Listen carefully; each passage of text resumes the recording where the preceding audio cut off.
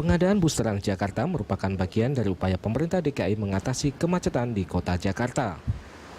Namun ternyata jalur yang digunakan bus Transjakarta justru banyak diserobot pengguna kendaraan lain. Akibatnya jalur khusus itu pun kadang ikut menjadi macet. Kebijakan 17 langkah mengatasi macet Jakarta yang dikeluarkan Wakil Presiden juga memberikan perhatian khusus pada sterilisasi busway. Berbagai upaya terus dilakukan, mulai dari pemasangan portal hingga peninggian separator, namun hingga kini belum juga efektif. Baru-baru ini Polda Metro Jaya mengusulkan adanya denda tinggi bagi para penerobos busway. Denda diusulkan sebesar Rp500.000 untuk sepeda motor hingga Rp1 juta untuk mobil yang melanggar. Polda menilai sanksi denda pelanggar busway saat ini terlalu ringan sehingga tidak membuat jera para penerobos. Usulan tersebut mendapat dukungan dari pemerintah DKI. Namun demikian, banyak juga pihak yang pesimis hal tersebut bisa efektif untuk menyadarkan warga. Kebijakan itu harus diimbangi dengan kebijakan pendukung lainnya serta diiringi ketegasan polisi atau aparat lainnya. Jika tidak, maka hal tersebut akan sia-sia. Upaya sterilisasi busway hingga kini masih belum memuaskan. Polda Metro Jaya beberapa waktu lalu bahkan mengusulkan adanya sanksi yang lebih berat bagi penerobos busway, yaitu denda antara Rp500.000 hingga Rp1 juta. Akankah dengan pemberian sanksi berat tersebut bisa menjamin busway bersih dari kendaraan lain? Kita akan membahasnya bersama dengan Kasubdit Pembinaan dan Penegakan Hukum Ditlantas Polda Metro Jaya AKBP Hindarsono dan juga pengamat masalah perkotaan Yayat Supriyatna. Selamat datang Pak Hindar, Pak Yayat. Selamat datang, Mas. Langsung aja Pak Hindar, mengapa perlu denda tinggi nih untuk mencegah penerobos busway? Ya, kita kembalikan lagi kaitan masalah pelanggaran ini. Kalau kita melihat sarana prasarana, kita melihat bagaimana itu perilaku pengguna jalan, kita melihat bagaimana mungkin sanksi daripada yang diberikan, dan banyak pertanyaan kepada kita, yaitu dari masyarakat, bahwa polisi ini siap tidak? Kalau kita berbicara siap dan tidak, kita ini bersinergi antara Disub, antara polisi, dan antara aparat-aparat pemerintah lainnya atau instansi terkait berkaitan dengan pemangku kepentingan lalu lintas. Kita berbicara denda tertinggi. Denda ini sebenarnya di undang-undang dikatakan memang maksimal Rp500.000. Namun demikian kalau ini tidak manjur, kita cari upaya lain. Kita tidak berbicara masalah itu nominal. Namun demikian kaitan masalah itu adalah mengikat seseorang untuk tidak melakukan pelanggaran. Namun yang mana pihak kepolisian, baik internal kaitan masalah komandan langsung atau secara hierarki yaitu kasatkernya, seperti kami ada anggota kami Kasih Tatip, Sigar yang di lapangan, Kasuditnya saya. Saya bertanggung jawab apabila memang perilaku anggota kami yang menyimpang. Itu kami yang sekarang itu menggunakan Petgakum itu anggota kami. Dan apabila nanti ini pengawasan internal, baik melalui Propam maupun Paminal. Di sana juga ada pengawasan eksternal, yaitu dari masyarakat ataupun dari lembaga-lembaga yang pengamat kepolisian. Jadi semoga ini upaya-upaya ini kita lakukan, yaitu tadi bagaimana sekarang Mas lihat data sekarang dari koridor 1, 3, 5, 6, 9, 10 ini 2013 sudah 39.482. Ini pelanggaran ini. Itu dasarnya lah ya kenapa kemudian timbul ide seperti itu. Tapi menariknya adalah nominalnya dari mana tuh Pak? Rp500.000 sampai Rp1 juta? Iya, ini nominal sebenarnya nanti kita akan bicarakan lagi. Kebetulan pemerintah daerah sudah berbicara dengan pihak CJS, yaitu termasuk CJS Criminal Justice System yang mana dari pengadilan, dari kejaksaan dan kita pihak kepolisian. Dan kita nanti mungkin ditetapkan bagaimana sepakatnya. Nanti ini baru kita laksanakan. Bukan semata-mata ini harus kita laksanakan, langsung kita laksanakan. Namun demikian ini butuh proses. Proses lah ya. Tapi Pak Yayat, Rp500.000 sampai Rp1 juta apakah cukup membuat jera? Gimana nih? Ini begini, kita kan yang harus kita lihat pertama ini adalah sebuah tindakan koersif untuk merubah kultur. Kultur kita adalah tidak disiplin, malas dan sebagainya. Pertama memang salah satu untuk memaksa secara aturan, secara struktur dalam bentuk aturan kebijakan adalah dengan sanksi setinggi-tingginya. Tapi kembali nanti persoalan penerapan sanksi tinggi ini, karena biasanya begitu Rp1 juta denda maksimal, nanti tergantung kepada yang pelanggar. Saya tidak punya uang, bagaimana? Karena sebetulnya pengenaan sanksi ini sebetulnya bukan hanya di aturan ini. Misalnya satu tentang undang-undang operasi justisi, itu misalnya sanksi 5 juta yang kena orang miskin, ya kan? Dia hanya bisa 5.000 dan tidak punya kemampuan. Akhirnya kan bingung juga kan dalam pengenaan ini. Nah, ini persoalannya. Jika pengenaan sanksi angka 1 juta itu dianggap mungkin cukup memberatkan para pelanggar, apa tindakan alternatif di luar itu yang harus diberikan, tapi memberikan efek yang juga memberikan efek jera? Karena persoalan paling besar ini adalah mampukah dengan angka 500.000 sampai 1 juta ini merubah kultur mental kita, perilaku kita, karena ini memerlukan proses.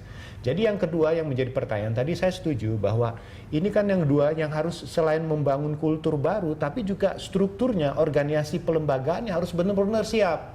Karena bukan apa-apa, saya tadi statement saya mengatakan kadang-kadang di masyarakat kita itu begini, kalau ada polisi satu aja mereka nggak berani itu, tapi kalau ada 5 petugas di sub dia berani lewat. Pertanyaannya kenapa? Karena polisi bisa menilang, di sub tidak bisa menilang. Nah, kedua ketiga yang juga harus kita siapkan adalah mental aparat. Jadi dalam hal ini jangan ada ruang negosiasi. Pak Indra sudah mengatakan, jangan sampai 1 juta ini menjadi ruang, bisa nggak ditawar? Bisa nego lah ya. Kemudian sistem pembayaran dan sebagainya. Jadi dikaitkan dengan 1 juta ini, saya menyarankan ada baik SOP-nya itu juga harus kita detailkan. Jadi bagaimana, perlu nggak nanti ditambah suatu saat pakai CCTV misalnya kan, untuk membantu petugas di lapangan sehingga ketahuan gitu.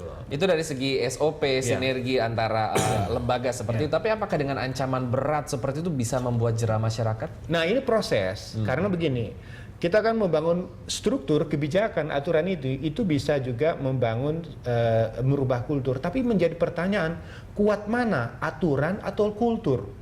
Kultur kita ini yang tidak disiplin, malas, suka nerabas, ini sangat kuat sekali, sudah bertahun-tahun dan terbiasa. Apakah dengan angka ini dalam 1-2 bulan berubah atau tidak? Nah, disinilah sebetulnya kekuatan paling besar. Selain kultur di masyarakatnya, juga kultur di aparatnya. Karena masih ada stigma nih, aparatnya masih bisa diajak kompromi. Nah, aparat juga harus berubah. Supaya apa? Masyarakat berubah, aparat berubah, barulah kita berharap. Jadi semua pihak lah ya, nggak cuma satu gitu aja ya. Dari masyarakat, dari polisi. Tapi Pak Hindar, sejauh mana sih usulan ini sudah disosialisasikan seperti itu? Apa dalam waktu dekat? Ya, belum. Ya, kita berbicara ini kan kita sampaikan. Kita mencari respon. Bagaimana respon ini dari masyarakat, bagaimana. Kita kembalikan lagi. Jalur itu kan kita jaga bersama. Kita sendiri kalau menggunakan mobil pribadi, juga kita nggak boleh lewat situ. Kecuali kita dalam keadaan berdinas. Jadi yang boleh melintas jalur busway itu adalah memang yang utamanya kendaraan itu sendiri, busway itu. Dari bus Transjakarta sendiri, ambulan, pemadam kebakaran, ataupun mobil patroli. Dari kaitan di situ adalah patroli yang kaitan dengan jalur busway, baik polisi lalu lintas itu sendiri maupun dari Dishub, patroli Dishub. Jadi mobil polisi lalu lintas boleh ya? Boleh. Jadi jangan dikatakan ada yang ini, wah mobil ini kok lewat sini. Itu memang mensterilisasi. Jangan disalahartikan. Inilah menurut pengamatan saya, informasi mana yang boleh, mana yang tidak harus disampaikan kepada masyarakat supaya tidak ada eksklusi. Mengapa itu yang boleh, kami tidak boleh? Nah, kita menurut pengamatan saya kurang informasi tentang itu. Siapa-siapa saja yang sebetulnya bisa masuk jalur busway. Nah, kalau informasi itu tahu masyarakat nanti bisa menghakimi juga itu. Jadi gini Mas, mobil kepolisian lainnya itu, mobil kepolisian lainnya kecuali lalu lintas ini tidak boleh. Oh, jadi ya memang kecuali ada situasi keadaan darurat, mungkin keadaan darurat mobil teror, mobil dari Gegana itu lewat, itu khusus ini kita tidak tahu. Dan mobil sipil pun apabila membawa orang, di sana orangnya dikatakan sakit dan mau melahirkan, dilihat di situ ada, kita persilakan. Memang petugas akan mengecek. Memang kita sinergi dengan rekan-rekan yang pengawas dari Dishub maupun dari Transjakarta itu sendiri Memang pelanggaran ini ya kenapa ya? Yang lewat jalur busway itu sampai ribuan. Ini yang kita kadang-kadang berpikir, kenapa menunggu ada petugas polisi dulu? Banyak banget. Mulai sekarang ini mulai sadar lah kita ini negara yang demokratis, dan kita ini berpikir adalah landasan ini. Mari kita dari hati nurani ini ya sudah mulai tidak menggunakan jalur busway. Kapan lagi? Ini kan kita berupaya pemerintah ini dengan baik. sarana prasarana sudah mulai dipenuhi. Tapi perlu tadi menurut Pak Yayat lebih jelas lagi mana yang boleh, mana yang tidak boleh. Oke, menarik. Nanti kita tahan dulu sebentar untuk segmen berikutnya, dialog mengenai usulan bagaimana denda 500.000 sampai 1 juta rupiah untuk penerobos jalur bus Transjakarta akan segera kembali. Tetaplah bersama kami.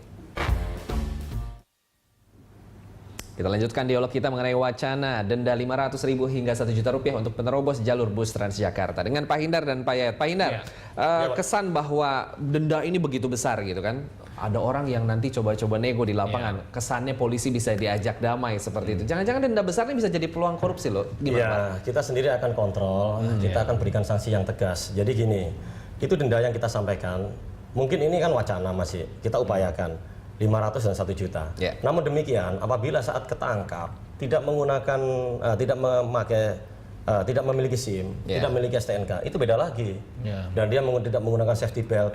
Ini kita makanya ini menjadikan kita supaya lebih tertib lagi.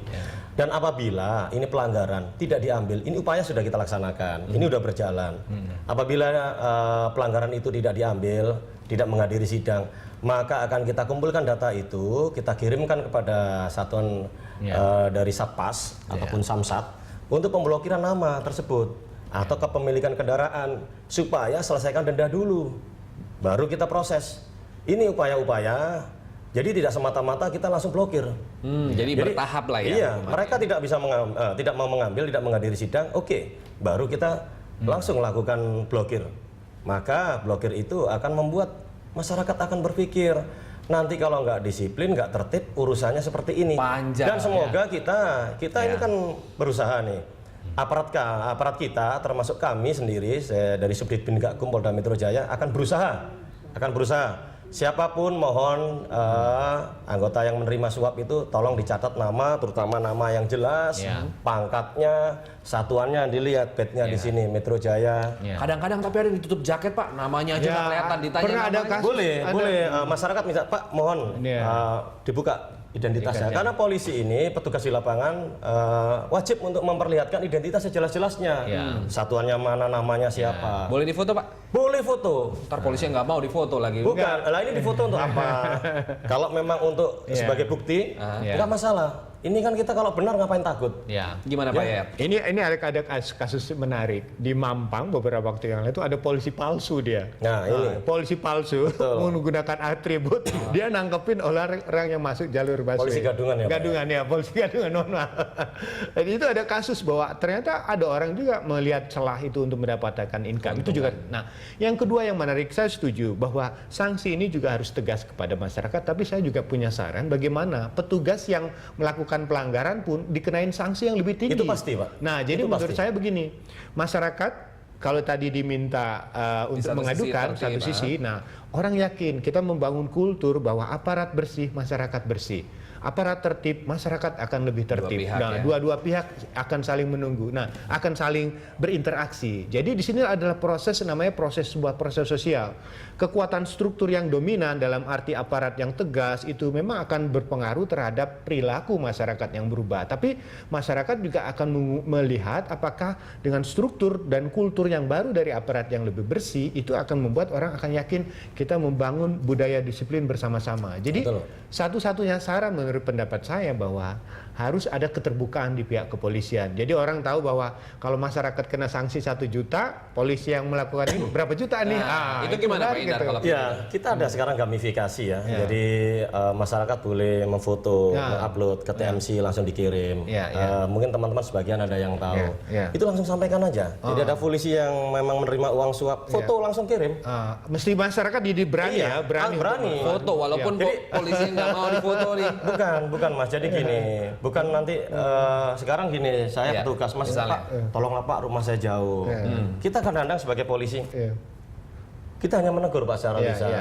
Namun demikian kalau saya mungkin terkepancing, ya udahlah berapa nego lah, 50.000 atau 20.000. Nanti Mas sampaikan Pak, ya ini Pak saya nggak akan bicara, tapi di belakang hari, di belakang kemudian, ya ini memang sama-sama, si penyuap dan penerima ini kena sama-sama. Kena sama-sama. Ya ini makanya mari kita sama-sama ini kontrol kami, awasi kami, supaya akan lebih baik.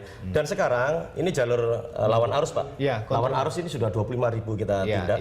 Ini hari terakhir pelaksanaan itu. Namun demikian akan tetap dilakukan.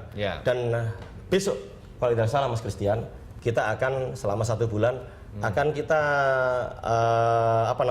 kita garis bawahi bahwa jalur Transjakarta ini seluruh wilayah DKI akan kita tertibkan seluruhnya. Oke, berarti singkatnya aja kalau masyarakat yang ingin dalam hal yang seperti tadi, bagaimana mereka harus mengadukannya seperti itu? Ya, boleh ya. Nanti langsung laporkan kepada nomor telepon di TMC aja, TMC Polda Metro Jaya yaitu 021 529 60770. Oke, nanti akan kita berikan nomornya lagi di segmen berikutnya. Atau kirim langsung ke TMC melalui Twitter TMC ataupun melalui nanti dari gamifikasi itu akan kita. Oke, siap. Nanti akan kita tayangkan lagi di segmen berikutnya. Tetaplah bersama kami di Dialog Jurnal Pagi.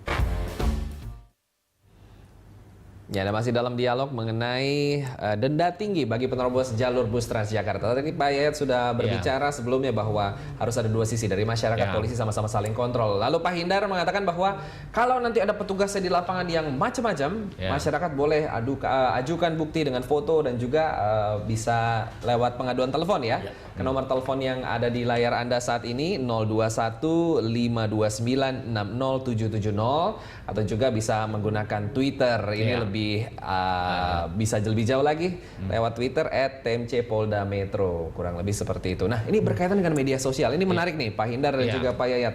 Alternatif menyadarkan masyarakat agar tidak masuk jalur bus Transjakarta. Gimana Pak Yayat menggunakan media sosial? Ini yang efektif. Jutaan pemakai dalam sekian detik dia sudah terinformasi banyak. Nah, yang paling menarik adalah apakah polisi punya media sosial nggak? Ada aktor, operator yang berinteraksi, yang mensosialisasikan. Jadi kalau dia polisi sebagai sahabat, nah itu lebih enak daripada polisi sebagai sesuatu yang ditakuti, disegani dan sebagainya. Jadi kalau nanti ada TMC yang bisa membantu, ini kan polisi udah cakep-cakep nih, keramah tamahan, pelayanan kepada masyarakat, ke siapa mereka berhubungan, ke siapa mereka harus mengadu, itu membuka ruang bagi masyarakat untuk tumbuh keberanian. Jadi upaya-upaya penertiban itu juga mulai dilakukan di tingkat masyarakat, kemudian secara kelembagaan juga memberikan, mencerminkan bahwa polisi juga bebenah untuk memperbaiki sistem. Nah, media sosial menarik karena di situ bisa diadukan segala bentuk informasi. Misalnya jalur-jalur mana nanti yang memang harus diatur. Kedua, mana yang boleh, mana yang tidak juga harus jelas, ya kan? Ketiga, bagaimana proses pengaduan? Pak, saya sudah ini, kenapa ini berapa lama mengadunya, kok nggak ditindak-tindak? Tidak ada respon. Tidak ada respon. Itu juga menjadi hal yang positif, ya kan? Selama ternyata kami sudah mengadu nggak direspon-respon, ternyata hanya aturannya aja, gitu kan? Trust itulah yang harus terbangun. Jadi quick respon juga menjadi sebuah persoalan yang menarik karena ternyata polisi juga sigap. Ada anggota, nanti kalau anggota yang sudah tindak, laporkan kepada masyarakat. Bukan itu, wah ternyata menarik nih. Jadi ada responnya gitu. Mungkin ditunggu jadi itu, saling mengisi lah. Karena ini menarik ya. Karena undang-undang lalu lintas ini kan mengajak kita untuk berubah perilaku. Dengan hal yang seperti itu, saya menyarankan ke pihak BLU maupun di Sub DKI juga memperbaiki SPM-nya. Standar pelayanan minimal untuk pelayanan busway itu. Jangan hanya nungguin petugas. Petugas di lapangan tuh kayak lagu dangdut loh Pak. Antara tahan mana dengan mana tahan nih. Berdiri sepanjang hari ya kan. Kepanasan tadi, kehujanan, dimaki-maki orang, ya kan? Kemudian kena kecelakaan, ditabrak. Emang dia harus ikhlas ya kan? Dia sudah mewakafkan dirinya untuk melayani masyarakat, berdiri tengah jalan. Nah, inilah persoalan besar. Apakah jika tidak ada petugas boleh melanggar lagi atau tidak? Jadi ada petugas, tidak ada petugas, orang harusnya tidak usah melanggar. Nah, itulah yang kita berharap suatu saat perilaku-perilaku yang tidak melanggar itu muncul. Nah, yang kemudian juga yang menarik, ada persoalan-persoalan lain. Ini berapa jumlah aparat, bagaimana dengan anggarannya? Transparansinya kan, mereka di lapangan itu bagaimana kan? Karena masalahnya tadi dikatakan jalur busway-nya banyak, jumlah aparat di lapangan terbatas. Ini bagaimana polanya? Apakah kita perlu melakukan operasi 1 bulan atau setiap minggu untuk semacam melakukan razia atau tindakan-tindakan seperti ini, Pak? Karena kadang terus terang Pak, melihat dengan kemacetan seperti itu, ada beberapa kadang yang terlihat adalah mungkin karena saking macetnya Pak, polisi lalu lintas udah, wah silakan masuk busway gitu. Itu gimana Pak? Kalau gimana? Jadi ada pengecualian, kemacetan. Itu diskresi kepolisian sesuai dengan di Undang-Undang Kepolisian pasal 18 kaitan dengan polisi melihat, menganalisa. Kalau memang itu diperbolehkan, itu kecuali petugas yang memerintahkan. Apabila tidak petugas yang memerintahkan, bukan, itu bukan. Ini diskresi kepolisian. Ya, itu yang pertama. Yang kedua, sekiranya sekarang petugas kepolisian itu menindak pelanggaran itu, masyarakat kan, wah kita mobil jelek aja yang tilang, wah hanya motor aja. Ini mobil mewah, mau mobil apa? Asal bukan kendaraan-kendaraan yang ini Pak ya. Ini semuanya kita tilang Mas. Kita ada bukti, ada data. Jadi kita berperilaku atau bekerja itu profesional, transparan, akuntabel. Ya, Pak, maaf misalnya mobil TNI misalnya, itu kan kadang-kadang suka banyak melanggar nih. Itu bagaimana? Kalau juga kita itu, berbicara TNI, kita berbicara dari kedutaan. Kedutaan pernah kita foto, kita kirim. Memang dari kedutaan ada aturan tersendiri, yaitu Konvensi Wina 6163. Kita akan foto, kita akan buatkan laporan kepada Kementerian Luar Negeri. Mereka akan diberikan teguran. Sudah berapa kali seperti kedutaan dari Kanada, kebetulan duta besar dipanggil karena hampir menabrak petugas. Ini kita lakukan. Dari rekan-rekan TNI kita catat, kita baik-baik kita foto. Dari kepolisian sendiri juga ya kita foto, kita datakan. Ya kita harapkan memang sanksi sosial. Sanksi sosial itu tadi. Jadi begini, yang sanksi sosial tadi Bapak sampaikan, dari BLU waktu itu menyampaikan ada penerobos ibu-ibu, ada penerobos yang mengaku putra daripada jenderal, ada penerobos yang mengaku mengaku ini Mas. Menarik ya. Akhirnya kita cari, kita lidik, lillahi ta'ala kita ketemukan, akhirnya kita tilang. Yang mengaku saudara jenderal ini sama sekali bukan. Ya biasanya malah mohon maaf putra-putra putri jenderal tidak mungkin lah mengatakan bapak saya jenderal. Ya ini kenyataannya ternyata seorang anak petani. Ya udah kalau salah bilanglah salah. Lebih seperti itu ya. Termasuk juga sampai tingkat menteri kali ya. Iya betul. Jadi menurut saya jangan sampai ada eksklusi, pengecualian yang membuat orang merasa bahwa aturan ini tidak ditegakkan. Jadi menurut saya contoh yang diberikan oleh pihak kepolisian dengan memberikan sanksi tinggi itu berlaku untuk siapapun. Jadi selama aturan ini bisa dilanggar oleh pihak-pihak yang tidak berkepentingan, tidak pandang bulu, itu menarik. Karena saya kira perlu ada 1-2 contoh yang kita jalankan bahwa polisi ternyata bisa tegas, polisi juga bisa berani menindak. Itu mudah-mudahan perubahan akan terjadi di masyarakat. Itulah yang kita harapkan bahwa memang perubahan ini terjadi semua itu pihak. Kami itu.